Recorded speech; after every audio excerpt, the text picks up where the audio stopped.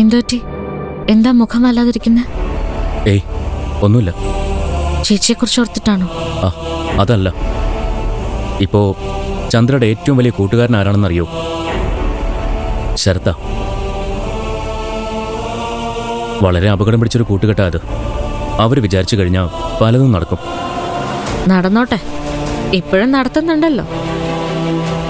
ചെയ്യാൻ പറ്റുന്നതൊക്കെ അവർ ചെയ്യട്ടെ. നമുക്ക് അവസരം കിട്ടും, അപ്പൊ തിരിച്ച് നമുക്കും ചെയ്യാം. ഞാൻ സംശയിക്കുന്നൊരു കാര്യം പറയട്ടെ. അവർക്കിടയിൽ എന്തൊക്കെയോ രഹസ്യങ്ങളുണ്ട്. ശരത്തിനെ കുറിച്ചെല്ലാം ചന്ദ്രയ്ക്കറിയാം. അതുപോലെ തന്നെ ചന്ദ്രയെക്കുറിച്ചുള്ളതെല്ലാം ശരത്തിനും. അവർ ഈ രഹസ്യം വെച്ച് എവിടെ വരെ പോവും സിദ്ധു? ഇന്നല്ലെങ്കിൽ നാളെ ശരത്ത് അവസാനിക്കില്ലേ? സിദ്ധു ഡിവോഴ്സ് ചെയ്ത ചന്ദ്രയെ അവസാനിക്കും.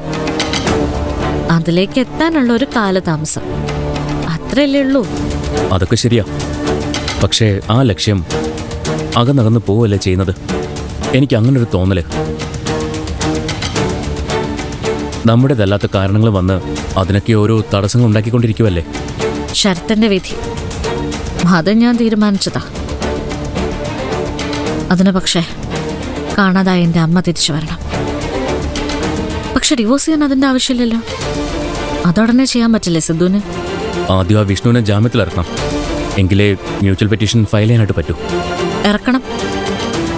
നമ്മുടെ വാക്ക് നമ്മൾ പാലിക്കണം. എന്നിട്ട് ചന്ദ്രയെ മാന്യമായിട്ട് ഒഴിവാക്കണം. ചന്ദ്ര പുറത്തായാൽ അത് ശരത്തിനൊരടിയായിരിക്കും. അവന്റെ പിടിയൊന്നായേ.